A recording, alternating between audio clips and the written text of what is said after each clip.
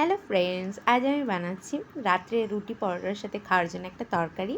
তার জন্য তেল দিয়েছি কড়াই, একটু এই পাঁচফোড়ন দিয়েছি, আর তাতে একটু ছোটো করে কেটে রাখা আলু আর বেগুন দিয়ে দিয়েছি। এটাকে ঢেকে ঢেকে লাল করে ভাজবো। আমার তরকারি ভাজা হয়ে গিয়েছে।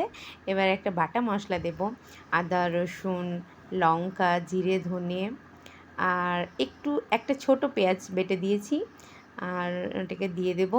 এবার ভালো করে একটু জল দিয়ে এই মশলা দিয়ে একটু লবণ হলুদ আর একটু গরম মশলা দিয়ে ভালো করে এটাকে কষাবো।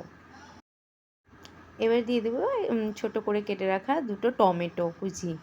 এটা এই তরকারিতে টমেটোটা একটু বেশি হলে খেতে একটু বেশি ভালো লাগে, একটু টকটক হলে খেতে ভালো লাগে এই তরকারিটা। তাই দুটো দিয়ে দিয়েছি। এবার ঢেকে ঢেকে কষাবো যতক্ষণ না টমেটোটা সফট হচ্ছে। আমার কষানো হয়ে গিয়েছে তরকারি, এবার জল দিয়ে দেবো। যতটা বেশি গ্রেভি হবে না, হালকা শুকনোই থাকবে, তো সেই হিসাবে ভালো করে তরকারিটা সেদ্ধ হবে, সেই রকম হিসাবে জল দিয়ে দেবো। এই জল দিয়ে ঢেকে দেবো। ব্যাস তরকারি আমার হয়ে গিয়েছে। এবার একটু গরম মশলা দিয়ে ব্যাস নামিয়ে নিলেই হয়ে গেল আমাদের ইয়াম্মি তরকারি, আলু বেগুনের তরকারি।